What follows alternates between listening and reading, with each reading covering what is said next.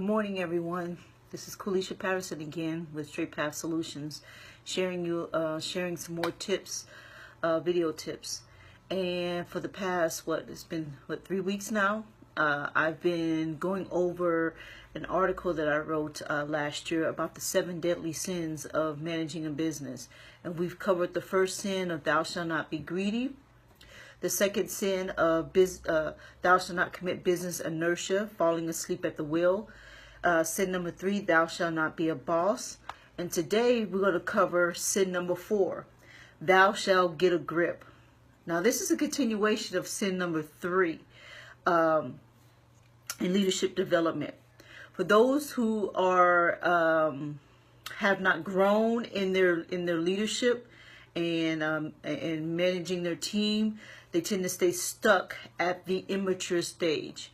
And usually those who are stuck in the immature stage, they tend to take a very prideful way of managing their team. Matter of fact, it's like a parent. They see as a parent and childlike role. And oftentimes, you'll see the manifestation of wrath that comes out. And wrath comes from basically it's a vengeful reaction to the fact of rooted in self-centeredness because they didn't get what they want, and it has to be their way or the highway. That's their MO. So when you tend to work for someone who has a prideful and wrathful way of managing their team, you tend to walk around eggshells around that person, and because they tend to make decisions based on how they feel. That you're fired, emotional response, or kicking people off the team because they didn't agree with you. So they tend to base that on how they feel in the moment. And one thing about making decisions as a leader with your emotions are fickle. They're temporary. So you tend to take a very you tend to make excuses or be very apologetic after the fact of when you make a bad decision. So rational decision tends to go out the window and sound judgment. And again, it's based on how they feel.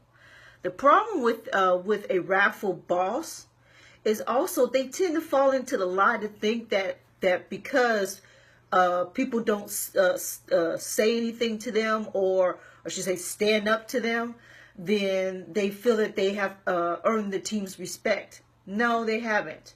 Actually, what is underneath that is disloyalty.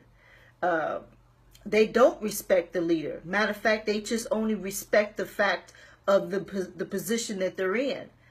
Have you heard of the saying, I respect the position but not the man? Some of us may feel this right now with this presidential of seeing some of the leadership qualities of our Congress and leadership in our governments. And we respect the position that they're in, but we don't respect the person who's in it. Can you separate the two? Yes, it is possible.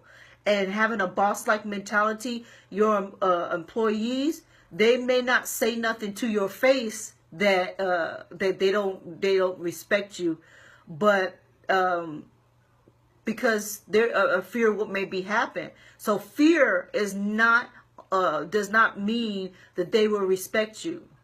After a while, there will be someone that is going to stand up to the fear. So my lesson today is wrath is not a byproduct of respect, but it is a byproduct of mutiny. Have a good day, everyone, and I'll see you next week.